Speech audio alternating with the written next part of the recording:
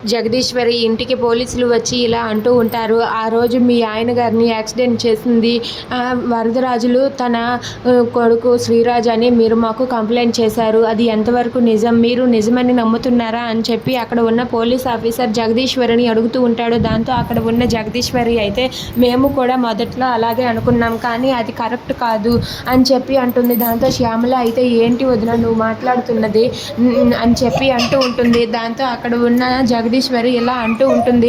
అవును, మేము కూడా ముందు అలానే అనుకున్నాం, కానీ అది కరెక్ట్ కాదు, వాళ్ళు చంపాలని ప్లాన్ చేయలేదు అని చెప్పి అంటుంది. ఇక ఇంట్లో ఉన్న చంద్రకళ అయితే చాలా బాధపడుతూ ఉంటుంది.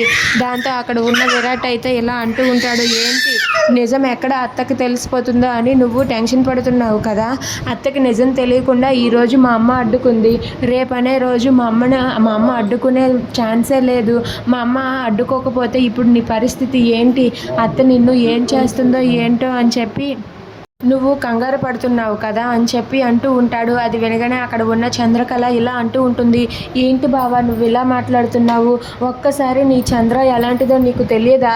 ఒక్కసారి నీ చంద్ర గురించి నువ్వు ఆలోచించు బావా అని చెప్పి అంటూ ఉంటుంది.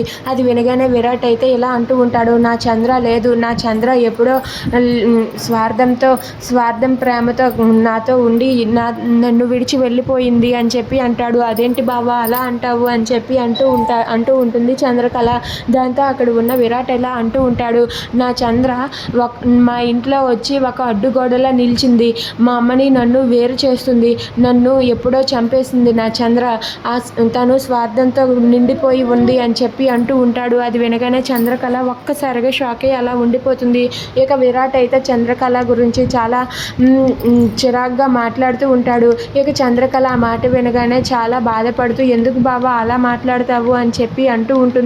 దాంతో అక్కడ ఉన్న విరాట్ అయితే మాత్రం లేదు, నేను ఇలానే మాట్లాడతాను, నా చంద్ర లేదు, నువ్వే ఒక రాక్షసులా వచ్చి మా ఇంట్లో ఉన్నావు, ఎప్పటికైనా సరే నువ్వు ఈ ఇంట్లో నుండి వెళ్ళిపోవాల్సిందే అని చెప్పి అంటూ ఉంటాడు. అది వినగానే చంద్రకళ అయితే ఎందుకు బావా నన్ను ఇలా అపార్థం చేసుకుంటున్నావు అని చెప్పి అంటూ ఉంటుంది. అపార్థం కాదు, త్వరలోనే నువ్వు ఈ ఇంట్లో నుండి వెళ్ళిపోతావు, చూస్తూ ఉండు అని చెప్పి చంద్రకళకు వార్నింగ్ ఇస్తాడు. Please subscribe our channel.